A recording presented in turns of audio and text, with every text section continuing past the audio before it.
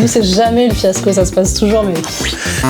Bon, je sais pas si vous avez vu Fiasco sur Netflix, mais nous, ça nous a fait beaucoup rire, ça nous a fait penser à beaucoup de situations qu'on a pu vivre avec nos expériences précédentes et avec la mini-série notamment.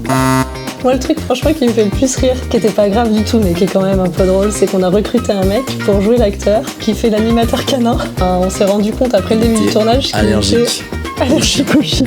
Et on le kiffe, Romain.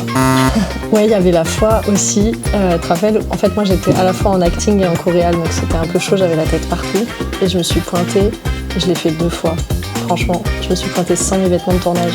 Ah ouais. C'est pas moi qui gérais le HMC, et la fille qui gérait le HMC, elle n'était plus là.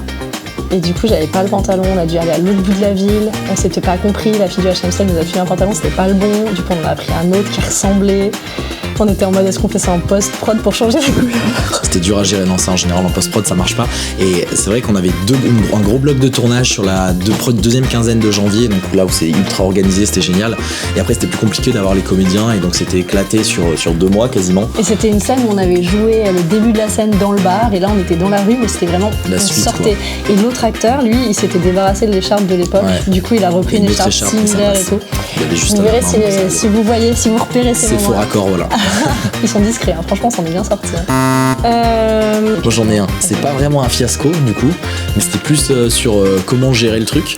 C'était extrêmement complexe parce qu'on avait souvent des changements de set dans la journée où on avait plusieurs sets différents où il fallait tourner.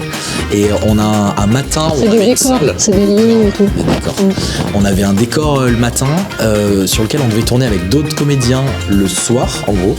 Sauf que la salle était réservée toute la journée c'était dans une salle associative, donc par quelqu'un d'autre. Donc on a dû monter le décor, faire notre scène sur 2 heures à peu près, tout démonter, partir sur un autre lieu de tournage, revenir le soir, remonter à nouveau le décor. Et la seule chose qu'on a laissé, je crois que c'était du borgnole noir pour pouvoir masquer l'entrée de jour, en gros le soleil, enfin pour que ça se fasse tout le temps comme si c'était la nuit, donc en gros un drap noir. Je te rappelle, Vix, il a dit en fait on avait des posters, on avait des trucs, on avait pris des photos et on a fait en mode script tout remettre exactement pareil, au même endroit et tout. Il a fallu que ce soit parfait. Donc ça c'était folklore, pas fiasco mais folklore quoi. Folklore, ouais. Ah si, qui dit cinéma, vous savez, il y a une histoire de cinéma dans la série, qui dit cinéma dit popcorn.